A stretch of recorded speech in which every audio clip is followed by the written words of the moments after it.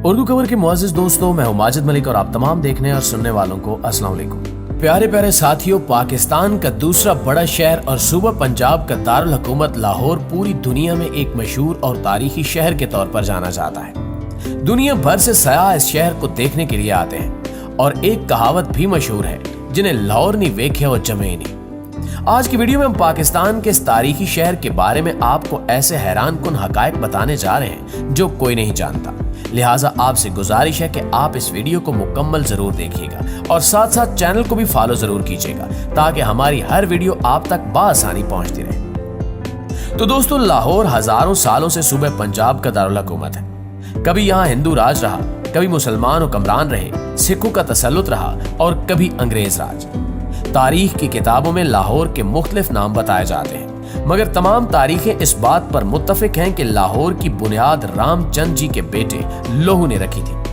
कहा जाता है कि लाहौर का नाम हिंदुओं के देवता रामा के बेटे लावा से पड़ा। इस लड़के को लोह के नाम से पुकारा जाता था और इस लोह नामी लड़के के लिए तामीर किया जाने वाला किला लोह आवर से मशहूर हुआ, जिसका वाज़े मैनी लोह का किला था। इसी तरह सदियां गुजरती गईं और फिर लोह आवर का लफ्ज बिल्कुल लाहौर में बदल गया। इसी तरह एक और नजरिए के मुताबिक दो भाई लाहौर और कासूद महाजर भाई थे जो इस सरजमीन पर आए और जिनमें से एक भाई को लोग आज लाहौर के नाम से जानते हैं, जबकि दूसरे भाई कासू ने फिर कसूर आबाद किया, जिसकी वजह से उसका नाम भी कसूर पड़ा। ये दोनों नजरियात सदियों पुरानी बरसगीर की कहानियां बयान करती हैं, जिससे अंदाजा होता है कि लाहौर उस वक्त भी कितना मारूफ था जब इसका अपना नाम ही नहीं था।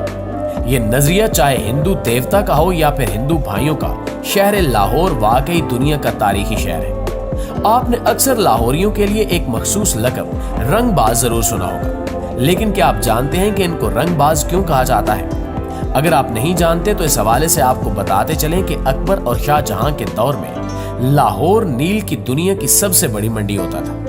शहनशाह अकबर ने लाहौर के किले से जरा फासले पर हिंदुस्तान में नील की पहली बाकायदा मंडी कायम की। ये मंडी अकबर के नाम पर अकबर मंडी कहलाई और इससे मुल्क इलाका रंग महल कहलाया।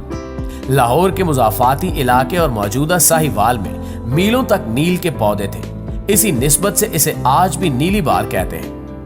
उस वक्त लोग इन पौधों से सत निकालते थे और इस सत को बड़ी बड़ी कढ़ाइयों में डालकर पकाया जाता था और इसका पाउडर बनाकर डलियां बनाई जाती थी और ये डलियां टोकरियों और बोरियों में बंद होकर अकबरी मंडी पहुंचती थी और ताजरों के हाथों में बिकती थी, जबकि कुछ गाड़ियों के जरिए मुंबई और कलकत्ता पहुंचती थी, जहां से इन्हें फ्रांसीसी और अतालवी ताजर खरीदते थे। ये लोग इस सत को जहाजों में भरते थे और ये नील बादअज़ां इटली के साहिली शहर जनीवा तक पहुंच जाता था।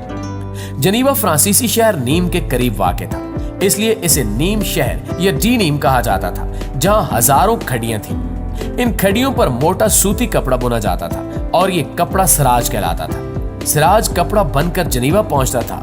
जनीवा के अंग्रेज इस कपड़े पर लाहौर का नील चढ़ाते थे और कपड़ा नीला हो जाता था। वो नीला कपड़ा बादअज़ां दर्जियों के पास पहुंचता और दर्जी इससे मजदूरों, मिस्त्रियों और फैक्ट्रियों के वर्कर्स के लिए पतलूने सीते थे।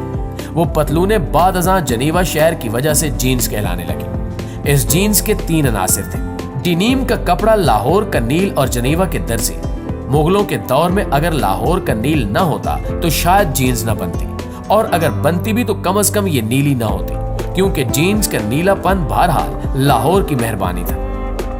दोस्तों, अगर आप आज भी अंग्रेज की पुरानी डिक्शनरियां निकाल कर देखें तो आपको इन डिक्शनरियों में नील का नाम लाहौरी मिलेगा, क्योंकि गोरे उस जमाने में नील को लाहौरी कहते थे।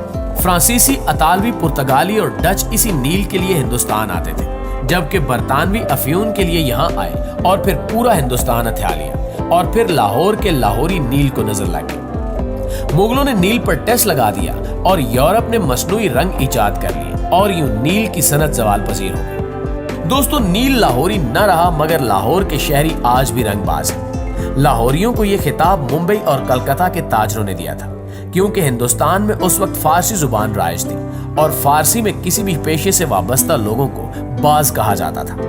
मसलन पतंग बनाने वाले पतंगबाज और कबूतर पालने वाले कबूतरबाज। इस मुनासबत से रंग बेचने वाले रंगबाज हो गए। चुनांचे कलकत्ता और मुंबई के ताजर नील की सनत से वाबस्ता लाहौरियों को रंगबाज कहने लगे, तो उस जमाने में क्योंकि लाहौर की ज्यादातर आबादी नील की सनत से वाबस्ता थी, चुनांचे पूरा लाहौर रंगबाज हो गया और ये रंगबाजी आज भी लाहौरी मिजाज में जिंदा है। दोस्तों, आपको बताते चले कि अंदरूने लाहौर में, जिसे पुराना लाहौर भी कहा जाता है, मुगलिया दौरे हुकूमत के दौरान दुश्मन के हमलों से बचाव के लिए फसीलें या दीवारें तामीर की गई थी, जिनमें से कुछ अब भी मौजूद हैं और तारीख के अनमिनट नकूश की अक्कासी करती हैं।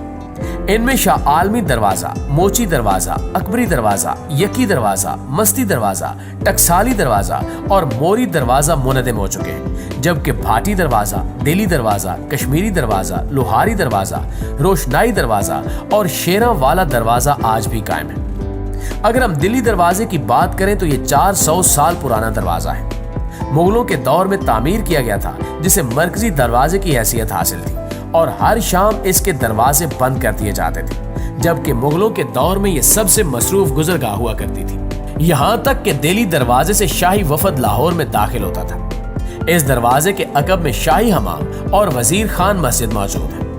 मस्जिद वजीर खान की तामीर 10 दिसंबर 1461 में 7 साल के तवील अरसे के बाद मुकम्मल हुई।